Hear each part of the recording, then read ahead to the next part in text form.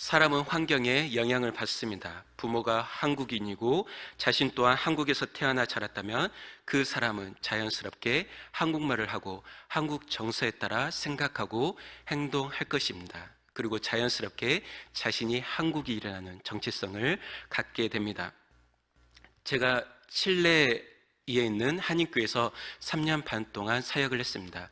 그때 그 한 청년이 현지인이 음식을 먹는 것을 들려줬습니다. 사과를 먹는데 이 현지인이 한 입 베어 물 때마다 소금을 듬뿍 뿌려서 먹는 거예요. 소금을 지나치게 많이 먹으면 어떻게 됩니까? 고혈압이 생기게 되는 거고, 혈관 질환 쪽에 뼈가 안 좋아지는 여러 안 좋은 것들을 우리가 잘 알고 있지 않습니까? 이 한인 청년이 놀라가지고, 야, 너 그렇게 먹으면 죽어라고 말했습니다. 근데 이 현지인이 뭐라고 이야기하면, 나는 어렸을 때부터 사과를 이렇게 먹었기 때문에 괜찮아 라고 하면서 계속 소금을 이렇게 듬뿍 뿌려서 먹는 거예요. 그렇다고 이 현지인이 소금을 지나치게 먹었을 때 몸에 해롭다는 것을 모를까? 아닙니다. 알고 있습니다. 현지 방송과 언론에서도 건강에 대한 정보를 다루기 때문에 소금을 많이 먹으면 몸에 안 좋다는 것을 현지인들도 잘 알고 있어요. 그럼에도 어떻습니까? 이미 익숙한 자신의 그 문화 가운데서 그것을 벗어나기가 쉽지 않다라는 것입니다. 이처럼 환경에 적응한 사람들은 잘 바꾸려 하지 않습니다. 결국엔 이 음식 문화를 계속해서 고집하게 되면 어떻게 되나요? 몸이 안 좋아지고, 몸이 안 좋음에도 불구하고 이러한 작은 안 좋은 음식 습관과 그 문화로 인해서 이 현지인이 몸이 더욱더 안 좋아지고, 결국엔 어떻게 됩니까? 병을 얻게 되고, 그 병으로 인해서 더 많은 치료비가 나가게 되고, 그것으로 인해서 삶이 또한 또 붕괴되는 악순환이 시작되고 또 만들어지게 되는 것입니다. 이처럼 나쁜 환경에 들어가게 되고 그것에 적응하게 되었을 때에 이것을 빠져나가기가 쉽지 않을 뿐만 아니라 더욱 중요한 것은 이것이 잘못되었다는 것과 더욱더 내 삶 가운데 악순환으로 진행된다는 것을 잘 깨닫지 못하는 것입니다. 이러한 악순환이 만들어지고 반복되는 또 다른 예가 바로 오늘 본문에 나오는 이스라엘의 내전입니다. 이 이스라엘 내전은 사사시대에 베냐민 지파와 나머지 다른 지파가 싸운 내전이었는데, 이 전쟁의 시작과 과정 그리고 마무리와 그 이후의 후속 조치까지라도 모든 것이 하나님께서 보시기에 좋지가 않았습니다. 이스라엘 내전의 시작이 어떻게 되었는지는 우리가 사사기를 계속해서 읽으면서 잘 알고 있습니다. 한 레인의 고발 때문이었습니다. 이 레인에겐 첩이 있었는데 첩이 이 남자를 버리고 다른 남자와 음행한 뒤에 처갓집으로 가버립니다.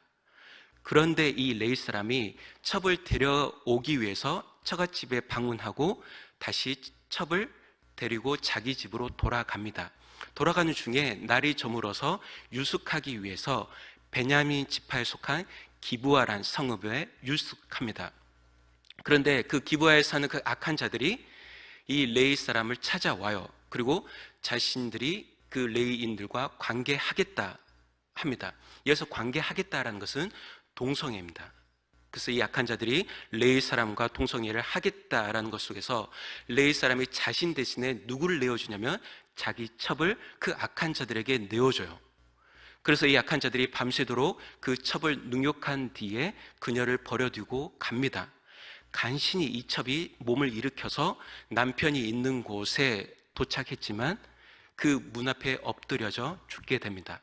다음날 아침에 그 레인이 자신의 첩의 시체를 발견하고 그 이후에 어떻게 하나요? 첩의 시체를 12토막을 내서 각 지파에 보냅니다.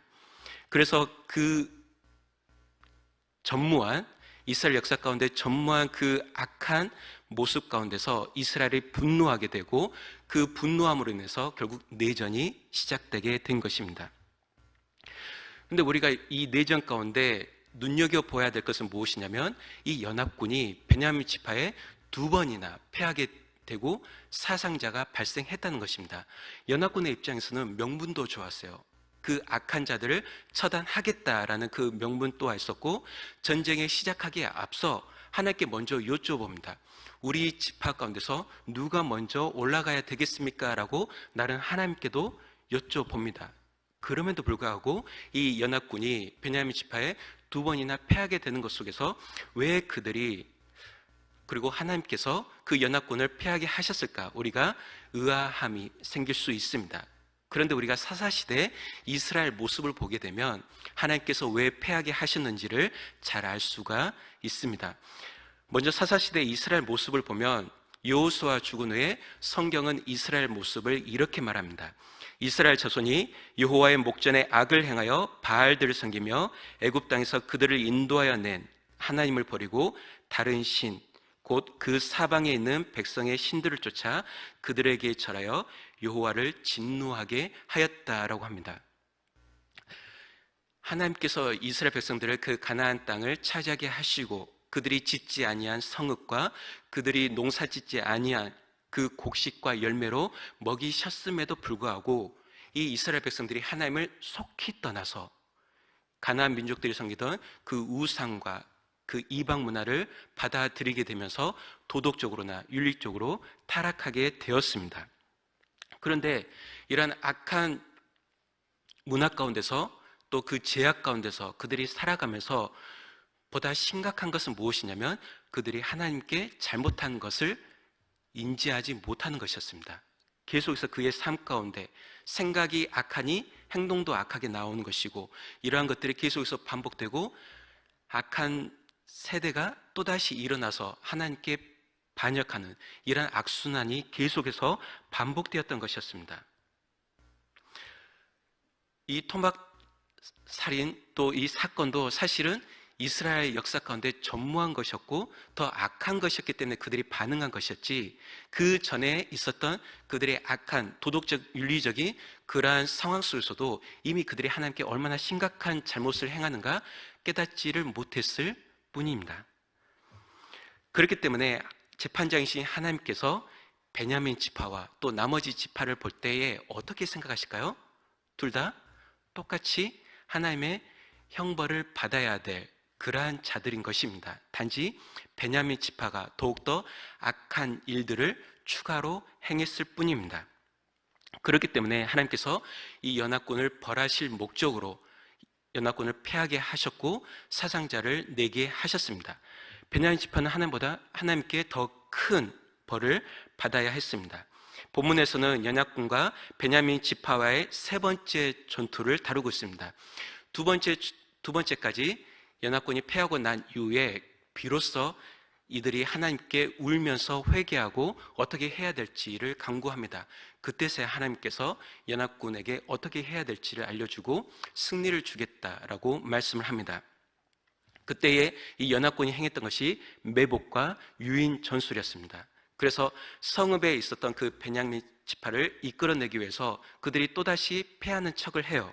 그래서 베냐민 지파가 이미 두 번이나 승리했기 때문에 기고만장하여서 저들이 지난번 전투와 같이 또 우리에게 패해서 도망가는구나 라고 해서 성읍에서 나와 그 연합군들을 뒤쫓아 갑니다. 그래서 넓은 강야로 연합군이 이끌어낸 후에 그 주변에 있던 매복해 있는 군대와 함께 이 베냐민 지파를 덮쳐서 베냐민 지파를 멸살하는 그러한 지금 장면이 오늘 본문입니다. 그런데 전쟁에 승리하는 그 과정 가운데서 연합군이 어떤 행동을 하나요? 우리가 마지막 구절을 한번 볼까요? 48절을 보면 이스라엘 사람이 베냐민 자손에게로 돌아와서 온 성읍과 가축과 만나는 자를 다 칼날로 치고 닥치는 성읍은 어떻게 했습니까? 모두 불살랐다라고 표현하고 있습니다. 하나님께서 승리를 주셨고 그 승리 가운데서 이 연합군들이 이 베냐민 지파 가운데서 보다 선을 베풀고 또 하나님께서 적절하게 내리시는 그 형벌에 맞추어서 행해야 되는데 이 연합군이 그렇지를 못하는 거예요. 그 도가 지나쳐서 자신들의 악함으로 인해서 연합군들이 패하고 사상자를 냈던 그 안에서 똑같이 보응한 것, 오히려 더 그 이상으로 베냐민 지파를 죽이기 시작했다는 것입니다.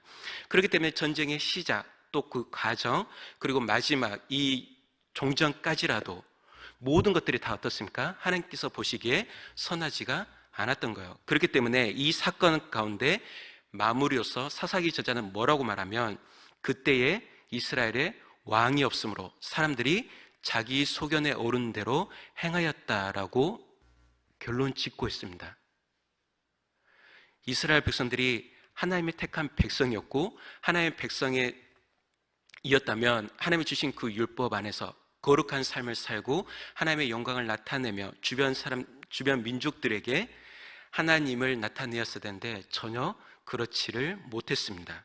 도리어 자기 눈에 보기 좋을 대로 행하며 나타나는 모든 것 가운데 결국에는 하나님께 악을 행할 뿐만 아니라 그들의 삶 가운데서도 계속해서 반복되는 지악 가운데 망가지는 그러한 악순환이 반복되는 것을 우리가 볼 수 있습니다.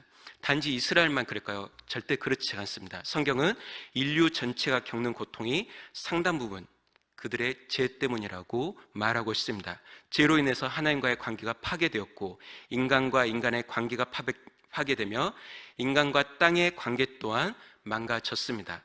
이러한 세상에서 살아가는 우리의 모습이 어떠한지를 우리가 살펴볼 필요가 있습니다. 먼저 예수 그리스도와 밀접한 관계를 맺으며 살아가는 사람은 항상 하나님의 은혜에 감사합니다. 그리고 하나님께서 주신 비전과 사명을 가지고 하나님께서 기뻐하시는 삶을 살아갑니다.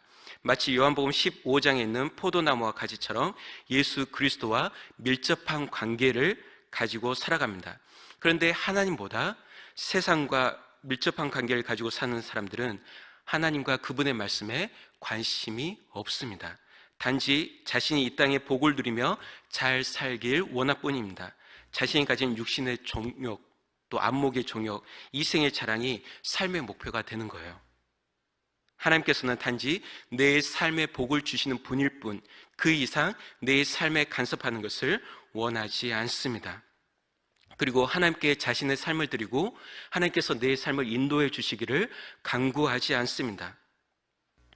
자신이 가진 생각과 세상에서 터득한 그 노하우를 통해서 문제를 해결하고자 합니다.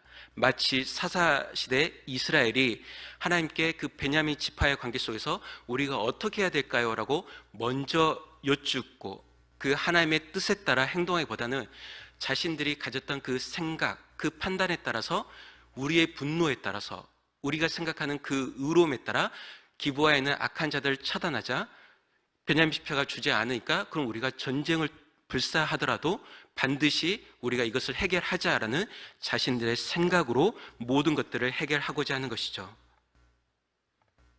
사랑하는 성도 여러분, 우리가 이 땅 가운데 살아갈 때에 이 세상은 결코 하나님과 화목한 관계, 하나님과 연합하여서 아름답게 만들어가는 구조가 결코 아닙니다. 이 세상은 하나님과 대립관계에 있고 하나님이 없다고 부정하며 자신들의 눈에 보기 좋을 대로 자신의 종욕을 쫓아 그 이생의 자랑을 향하여서 끊임없이 나아가는 곳이 이 세상입니다. 그렇기 때문에 성경은 하나님과 세상 둘 다 가까이 할 수도 없고 둘 다 섬길 수도 없으며 좋아할 수 없다고 우리에게 분명히 말합니다. 야고보서 4장 4절에 그런즉 누구든지 세상과 벗이 되고자 하는 자는 스스로 하나님과 원수되는 것이니라. 요한일서 2장 15절과 17절에 이 세상이나 세상에 있는 것들을 사랑하지 말라. 누구든지 세상을 사랑하면 아버지의 사랑이 그 안에 있지 아니하니 이 세상도 그 정욕도 지나가되 오직 하나님의 뜻을 행하는 자는 영원히 거하느니라 라고 우리에게 말씀하고 있습니다.